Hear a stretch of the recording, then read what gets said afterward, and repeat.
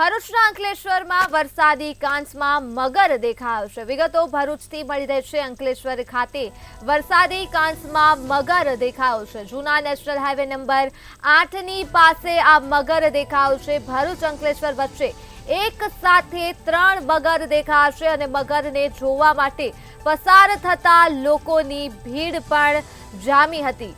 તો વિગતો ભરૂચથી મળી રહી છે। ભરૂચના અંકલેશ્વરમાં વરસાદી કાંસમાં મગર દેખાયા હતા। જૂના નેશનલ હાઈવે નંબર 8 પાસે મગર દેખાયા હતા અને ભરૂચ અંકલેશ્વર વચ્ચે એક સાથે કુલ 3 મગરો દેખાયા હતા। ત્યારે મગરને જોવા માટે પસાર થતા લોકોની ભીડ જામી હતી। તો આ લોકો મગરના વિડીયો લેવા માટે ત્યાં ઊભા પણ રહ્યા હતા। વિગતો ભરૂચથી મળી રહી છે। ભરૂચના અંકલેશ્વરમાં વરસાદી કાંસમાં મગર દેખાયા હતા। ત્યારે જૂના નેશનલ હાઈવે નંબર 8ની પાસે આ મગર દેખાયા છે અને આ મગર જોવા માટે લોકોની ભીડ ઉમટી હતી।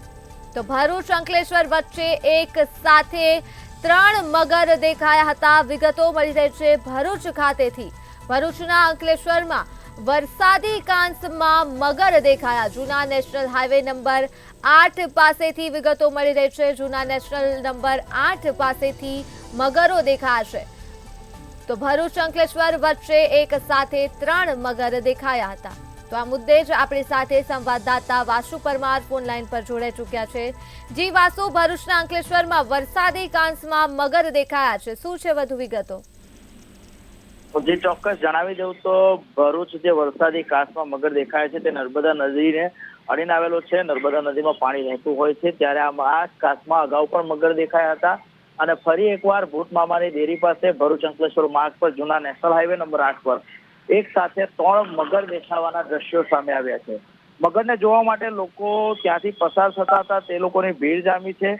તેવામાં વન વિભાગ મગરોને વહેલી તકે પાંજરે પૂરી અને સુરક્ષિત સ્થળે ખસેડે તે જરૂરી છે। જી વાસુ, તમામ વિગતો બદલ આભાર।